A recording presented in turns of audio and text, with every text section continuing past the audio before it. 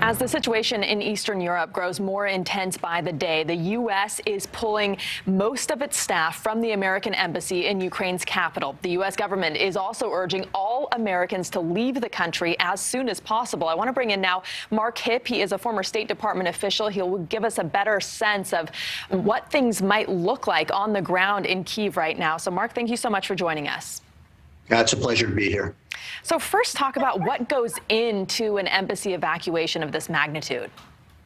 Embassy evacuations are critically important, and it's a interagency meeting that's underneath the auspices of the chief of mission or the ambassador and the deputy chief of mission. So each section head is represented there, and they each have very specific functions. This is a well-rehearsed emergency action plan that encompasses everything imaginable, from a hijacking to what you're facing here in Ukraine.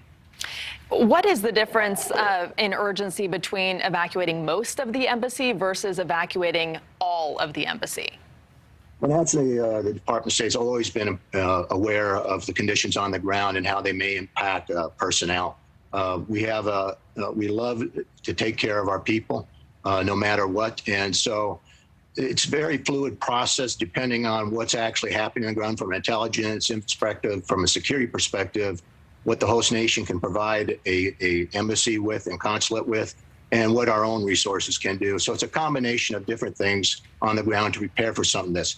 You're looking at a phased approach, and you've seen it executed by the men and women of the State Department and National Foreign Affairs community, and they've done it like clockwork. And you got to remember that these sorts of contingencies are planned on many years in advance, and they probably had been talking about this for months, about how once tripwires are reached, how they will proceed. So when you look at how that's been phased, all Americans getting out, they look at overland routes. In so many cases, they'll look at air options. It could be charter, it could be regular aircraft.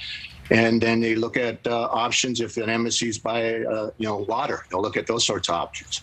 And what you're looking at is basically a scenario where they look at the best operations and what the information says, and they make their conditions based on what's going on the ground.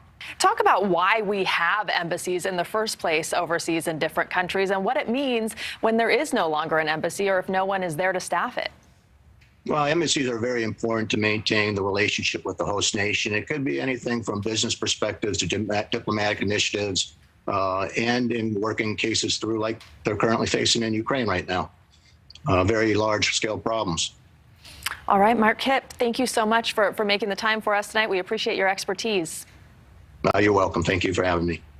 Thanks for watching. Click the red subscribe button below so you can get more of NewsNation's fact-driven, unbiased coverage.